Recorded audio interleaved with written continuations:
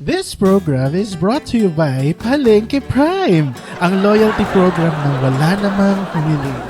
Tired of your suki buying from the stall next door? With Palengke Prime, every time a customer says, titingin lang po, our patented technology automatically makes them spend 20 minutes more comparing tomatoes before buying the cheapest one anyway. Plus, enjoy exclusive seller benefits like strategic side-eye training, competitive sigaw workshops, and our best-selling seminar, How to Say Mas Fresh To. Kahit galing lang naman sa parehong supplier ang tinda mo. Palengke Prime. Dahil sa Palengke, hindi ang SM Save More sa kabilang kanto ang kakompetensya mo. It's literally the stall beside you. Terms and conditions apply. Free plastic labo not included. Thank you to our sponsor. And our sponsor today is Palengke Prime because on the first episode of Perwisyo Publiko, we're going to talk about ang onsehan sa palengke ng hindi tinda kundi ng suki mo. Because we've got questions from our friends today. Dahil talagang maglalagablab ang ulo mo kapag ang pinagkakatiwalaan mong katabing tindahan ang nangaagaw ng customer mo. Pero mas nakakapanggigil, di ba? Alam niyo yun? Kapag naagaw niya ang suki mo dahil sa isang chismis na tungkol sa'yo, na siya rin lang naman ang may pakana. Lagi may chismis no? Hindi talaga mawawala yun sa palengke. Onsehan, dayaan, lamangan, cheating, and stealing. Call it however you like it. Yan ang tawag dyan at wala nang iba pa. Kaya naman on our first episode, maghahatid tayo ng tulong at saya. Buisit at perwisyo sa chismoso at chismosa mong kakompetisyon sa negosyo. Problemang pampubliko, bibigyan ng solusyon, mas ikakaasar ninyo. Dahil sama-sama na tayo sa Buisit dito sa Perwisyo Publiko! Yay!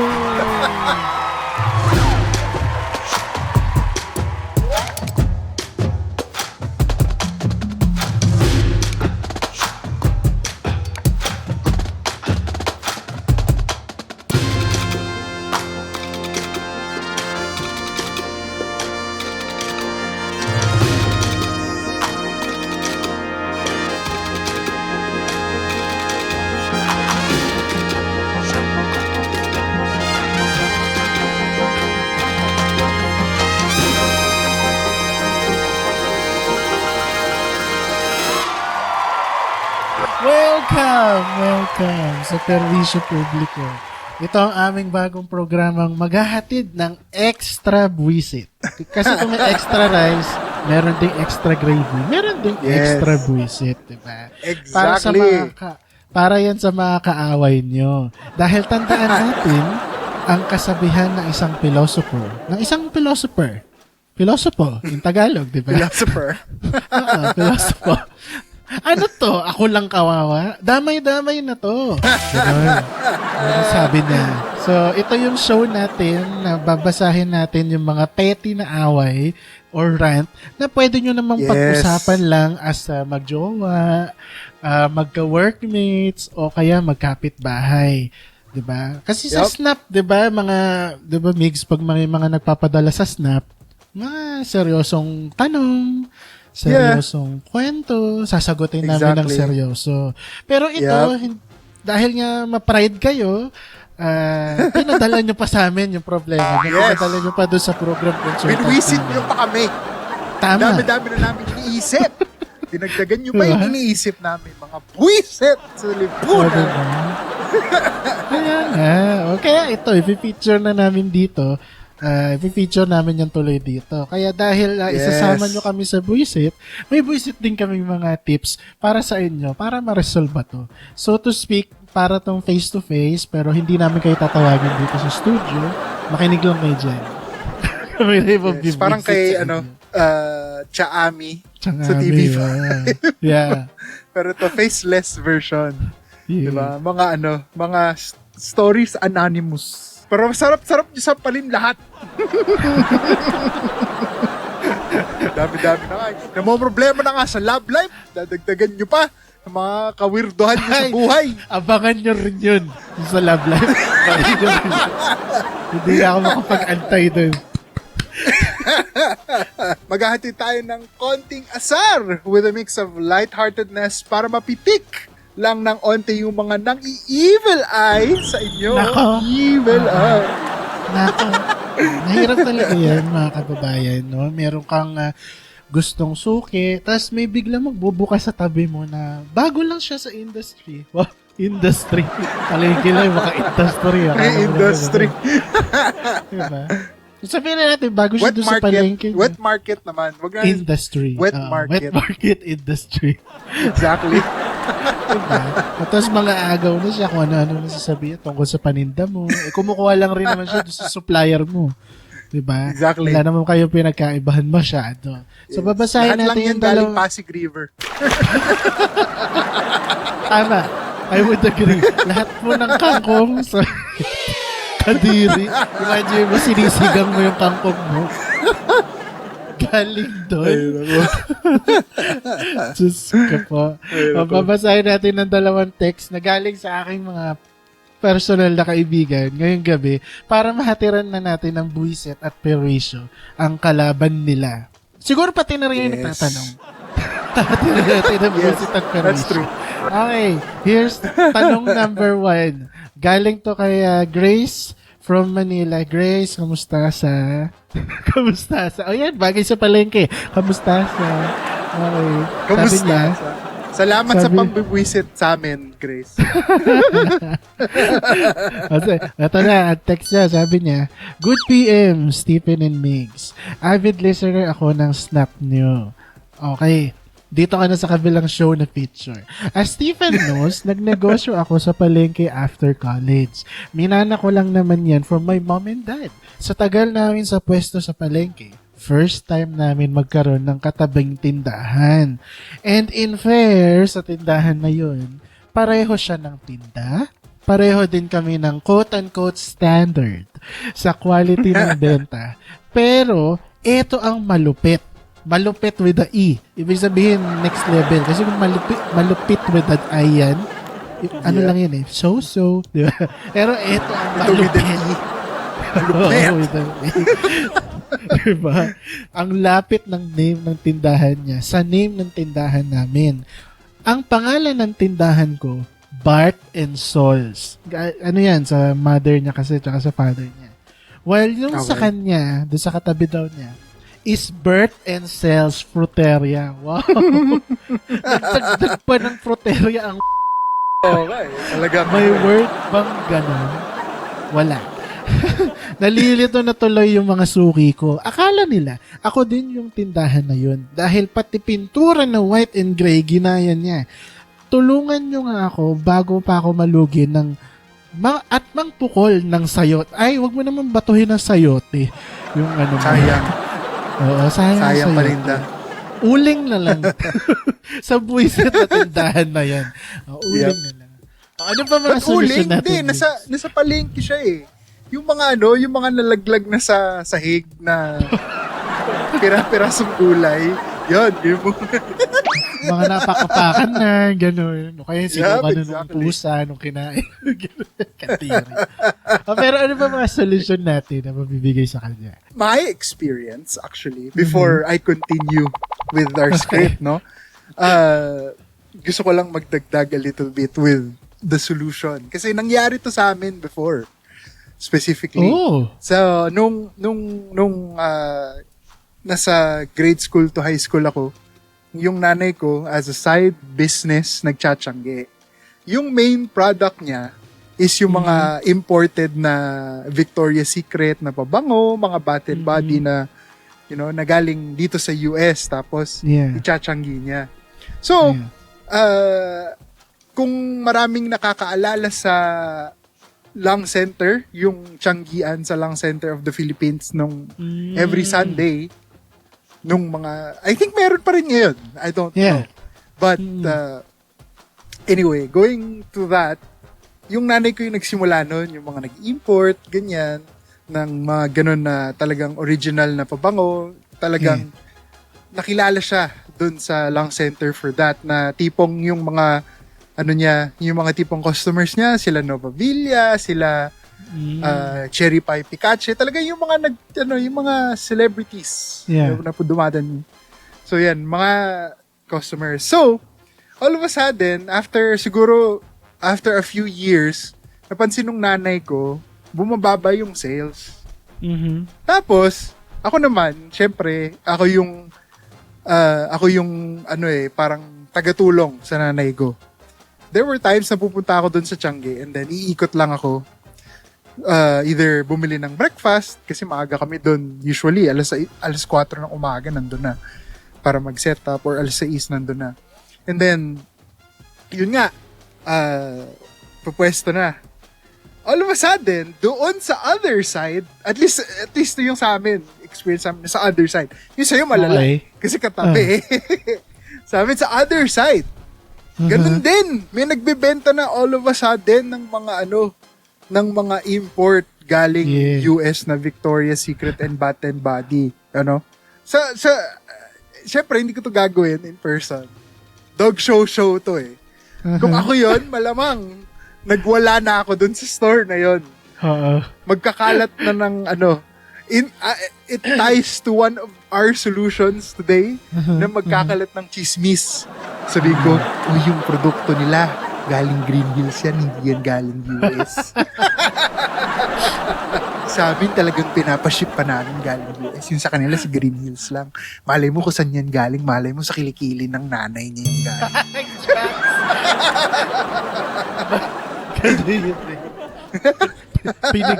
Pinigas sa kilikili din. Oo. Pero yun yung mga isang solusyon natin for Grace. Magkalat ka ng chismis. Pwede mong sabihin na yung pakwan na binibenta niya, lamog na! Tapos hindi, lamog na. Mga pakwan dyan, hindi pa man nabubuksan. Diba? Maasim na, hindi pa hinihiwa. Ganun. Exactly. O kaya, kung ayaw niya talagang tumigil, di ba? Pwede mag-pesticide. Yung kumbaga, pag walang nakatingin, sprayan mo ng bago, gumanong ka. Sprayan mo ng bago yung mga gulay-gulay, diba? O kaya mga talbos ng kamote, ganyan. Tapos pag binili nung nakabili doon, babalik yun doon. Kasi sabihin, bakit sumakit yung tiyan namin nung nagsinigang ako? Hindi ko alam. Lasang baygon. Oo, lasang baygon, mapait, ganyan. Gusto mo rin, magpatugtog ka. Diba? Magpagawa ka ng jingle mo na talagang para sa'yo. Tapos itapat mo yung speaker sa tindahan niya. Tatawag ka na ng pansin, maririndi pa magbibig. Ano bang magandang jingle? Barton Sauce. Huwag kayong bumili sa tabi ng Barton Sauce. Pangit. Wait na. Malugi pa lalo to. Sablay yung jingle, mas lalong nag-push away ng customer. Sabihin naman, marketing head ka pa naman. Nahiya naman ako. Kaya nga ako nag-i-hit ako, host din Log Show. Dali, magkakampi tayo dito.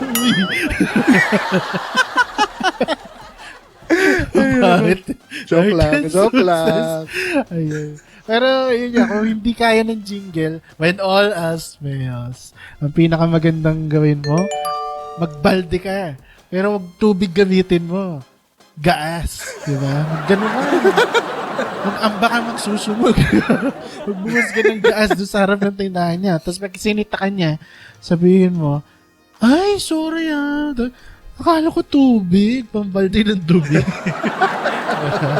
Tapos huwag mo linisin. Nga mo lang umalingaso yung gaas doon. Tapos, di ba maraming naninigarilyo sa palengke? Yes. Yun. Tapos ang problema mo. Tapos ako ka. Mag-ganon lang yun. Di ba ganon? Tak-tak lang yung ganon. Maglili yun. Yung mga nakakainis sa ganito is yung mga yung mga nagba-barbecue. yung usok papunta sa tindahan mo. So, ganun gawin mo. Bart and Souls, barbecuehan and kung ano man yung una mong binibenta. Tapos yung usok papunta sa kanya. O, di ba? Mabubuhisan talaga yan.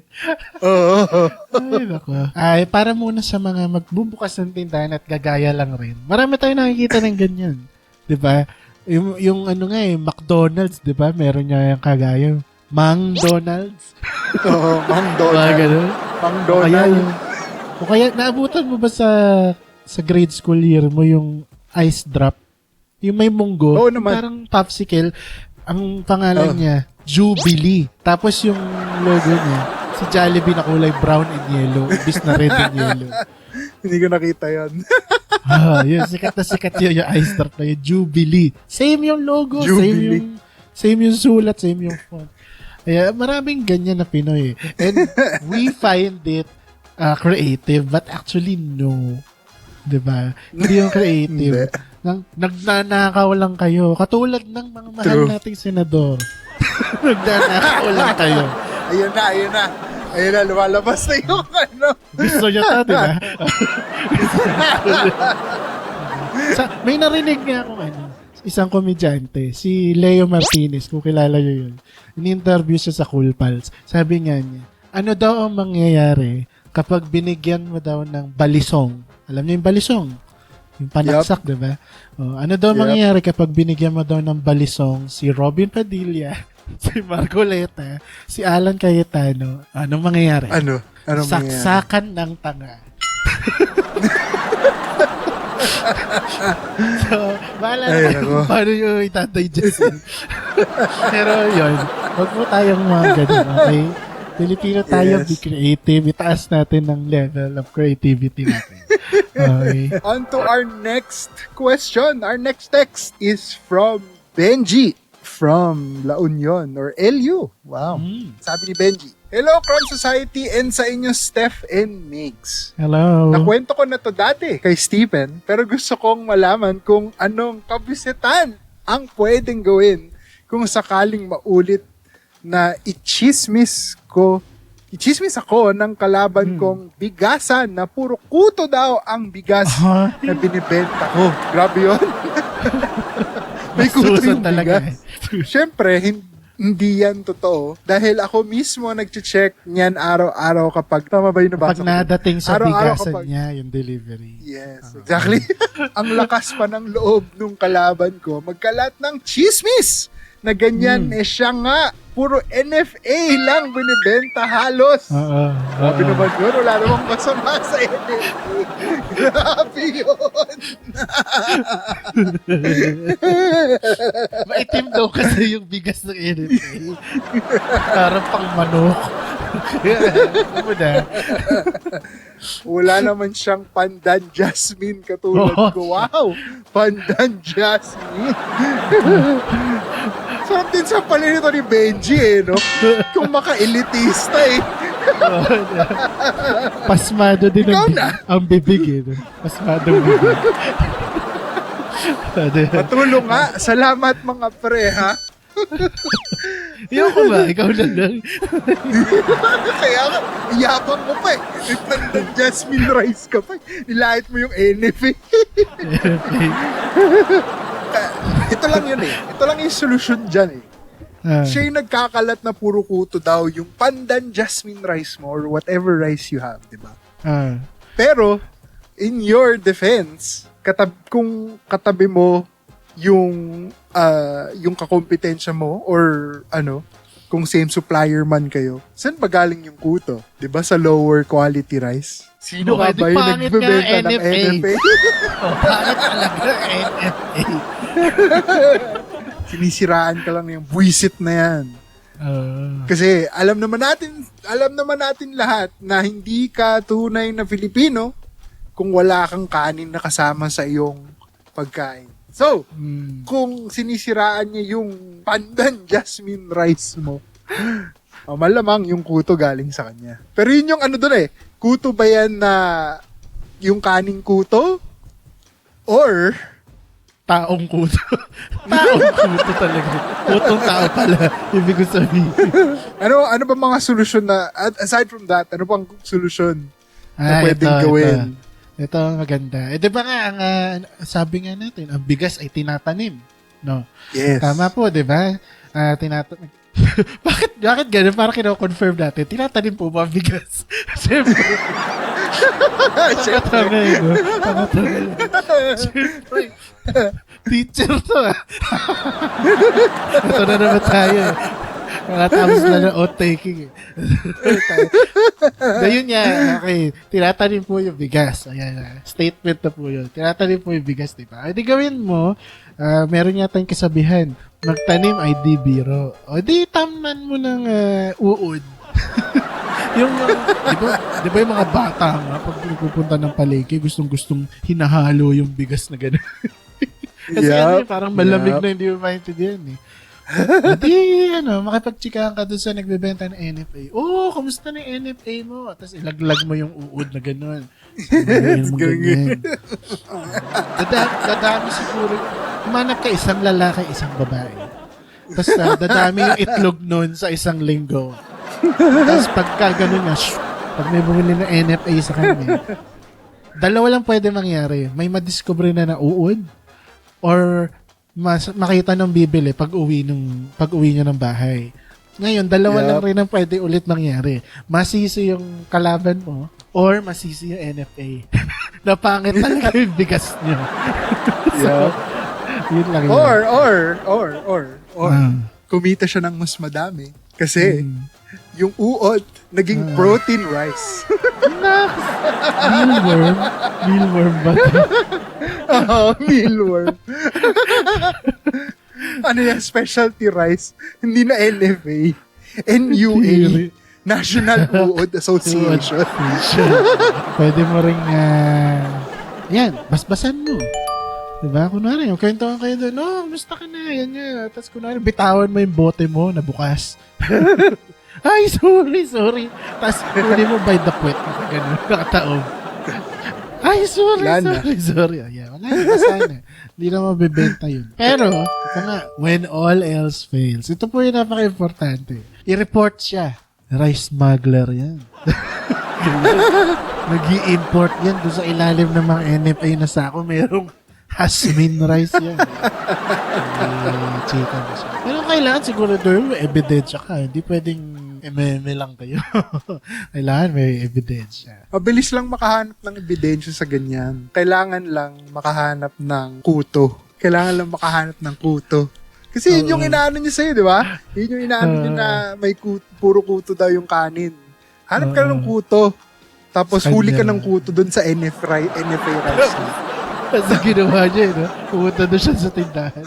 Eto, may kuto. Tapos nakita mo, puro doon sa ulo ng tindera. Eto, may kuto. Huwag mo gano'n, sa bigas po. Parehas ko yung kuto. Ano ang pwede nating makuhang moral lessons? Wala. From both of these scenarios, from both of these stories. Wala. Yes, I agree. Kasi buwisit. Pero kung talagang kung paano ko nalulusot yung love life sa every episode natin, subukan nating ilusot yung moral lesson sa mga kwentong ito. Diba? Di mo nga pala ako nakikita ang video, no? Kasi may problema po yung internet namin. Pero gumaganon ako sa'yo. Alay kamay. Be my guest. Pag-ibig eh. Be my guest. Go. Be my guest. Kasi nga naman, di ba? Kahit saan ka magpunta, para talagang maging innovative and talagang makilala ka ng mga customers mo, kailangan mo maging creative and original. Katulad nung sa unang storya natin, nagdagdag ng word na fruteria, kung ano man ibig sabihin nung puchang fruteria na yan. Nasa script namin yun, by the way. Parang ginawang no? Pansiteria. Dahil prutas binibenta niya, fruteria. Kung pareho ang itinitinda mo at may nauna na sa'yo, huwag ka lang agaw suki. Yeah, I mean, hindi naman natin ma-avoid na minsan talagang parehas yung benta. Yun nga, yung supplier parehas. Kusang lilipat ang mga customer sa'yo kung sadyang may magandang mabibili sa'yo. Tama. Yun na nga eh. Sometimes, hindi yung produkto yung binabalikan. Minsan, yung customer service. Diyan ka pwedeng maging original. Diyan ka pwedeng maging creative. Buy 3, get 1 free. Diba? Di ba? Ilan yung saging sa isang pulutong ng saging? Mga 12? 12. Minsan may 14. Ganyan. Let's say 12. Buy 11, get 1 free. Diba? Ha? Doon Wait sa lang. bigasan naman. Wait lang. Buy 11, get 1 free. So, tinapos mo muna yung isa bago mo ibenta yung isang pulpo. Exactly. Ay, sabi, be creative di ba? Saka makakahanap ng buy 11, get 1 free. Di ba? Negosyante. Doon naman sa bigasan, di ba? Kinakalat nung kalaban niya na, puro kuto daw yung pandan jasmine. Anong pwede nating gawing creative suggestion doon, di ba? Pandan jasmine. Every time na may bibili ng pandan jasmine rice mo, bigyan mo ng bamboo. Tapos, ikalat mo na kapag tinabi mo yung bamboo or pinlant mo yung bamboo dun sa jasmine rice, may lalabas na panda. Kasi pandan jasmine rice. Diba? May panda Happy ka na. Chinese New Year. Diba? Sorry na yun. Nalulusot ko pa yun Walang ka-connect eh. Master. Saan po ilalagay yan? Sa section ng bahay? Anong lokasyon? Para sa swerte. Kung panda, yan di ba? Panda, swerte sa ano ba swerte ng panda? Hindi ko alam Hindi ko alam. Ilagay nyo lang sa sige, saan?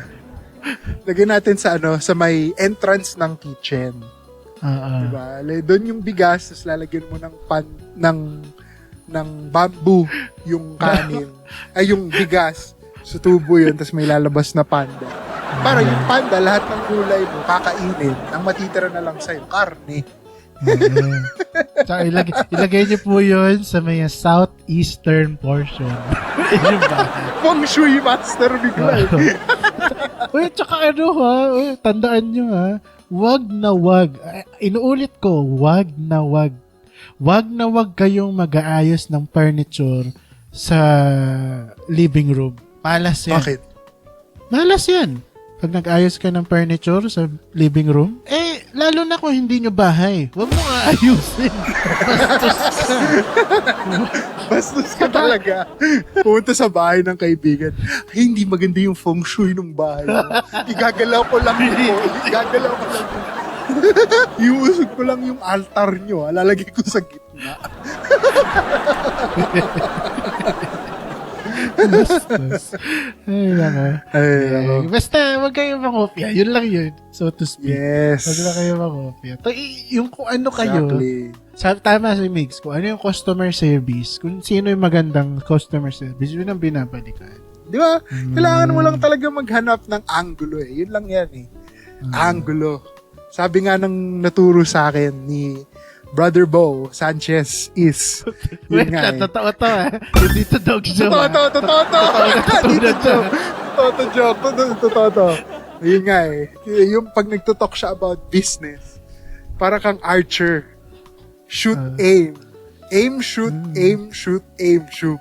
Hanggang may matalisod ka. Di ba? Yun lang yan. Aim. Develop. Sabi nga nila, maraming pagkakataon habang nabubuhay. Every day is a new day. But also, different day, same shit. May ganun din. So, kontrahan lang yun. Yin and yang nga. Sabi. Exactly. Nasa feng shui pa rin po tayo. Wala. Pero bago Malapit na mooncake. Malapit na mooncake festival. Magpadala naman kayo ng mooncake na hindi tuyo. Moist naman. Padala naman kayo. Basta wag yung walang itlog, yung walang salted egg. Pero bago kami magkababay, syempre, meron tayong audience participation. At meron tayong Audience. pa-survey. Audience. Spelled with the A and W. Audience participation. Audience. Pwede niyo po ito i-comment sa baba. Yes. Meron kaming pa-survey sa aming programa ito. Ang tanong, kung ikaw ay papipiliin, alin ang mas nakaka-pressure? Letter A, mag-recite ng hindi ka handa sa klase. O letter B, dumaan sa palengke nang hindi bumibili sa tindahang tinatawag ka ng Pogi. Pogi. Kanina pa. Kahit isang beses ka pa lang nakakabili sa kanila. Text na. O, diba? Hirap na yan yun. Diba tawagin ka Pogi? Uy, Pogi, bili ka dito.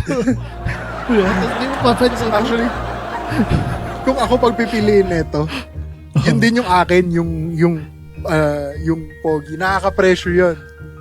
To the point na meron before sa Divisoria, nagbebenta ng prutas. Uy, grabe. Hinatak niya ako, Pogi! Pogi! Bili ka sa akin! Nakaka-pressure yun! Bira. Ano tawag sa'yo? Pogi. Ganun. True story po to. Hindi po ako nagbibiro. Talagang hinatak ako para lang bumili. Ay, nako. Oo, mayroon yan. Pogi, pogi, pogi. Ganun. Mapapaganyan ka eh. Ako ba yan? Ako ba yung tinutukoy mo? Ay, nako. Ay, text na inyo Ulit sagot lang sa eh. Manila Post Office at padala ito sa amin. Opo, Wow, Manila sa Post Post Office Office. with the text. Tapos papadala nila sa amin. Ganun po kami ka inefficient. Snail mail.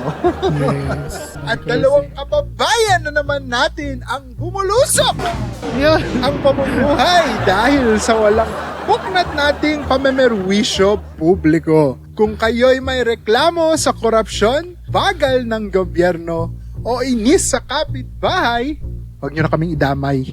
Sakit na ng ulo ko, huwag nyo na kaming damay. Wala tayong magagawa. Kaya padala nila eh.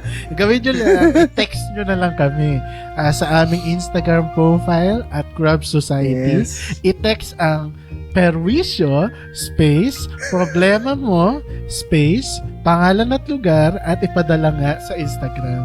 Meron lang pong single na 65 pesos bawat mensahe. Kung problema mo sa sarili mo, o edi padala mo sa sarili mo yung mensahe mo. Text to me. Nagtatanong, baka may magtanong kung bakit tayo maniningil ng 65 pesos bawat message. Kailangan po namin yan para sa mental health rehabilitation fee.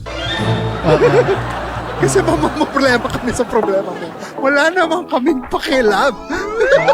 Tama. Visit lang kami. Tama. At tapos yung sobra nun, i-donate namin sa security ng Senado para hindi na sila magbago. Gusto nyo yan, ha? Anyway, that's it for our episode today. Make sure to subscribe and follow our YouTube channel, Crumb Society, for more annoying conversations. I'm Steven. Make sure you're also following us on Spotify and Apple Podcasts, and don't forget to give us a thumbs up over there as well. I'm Miguel, and this is Studio Crumb. We'll see you again next time. Bye-bye! Okay, mabwisit! Okay. Huwag nakalimutan yung placement ng bigas.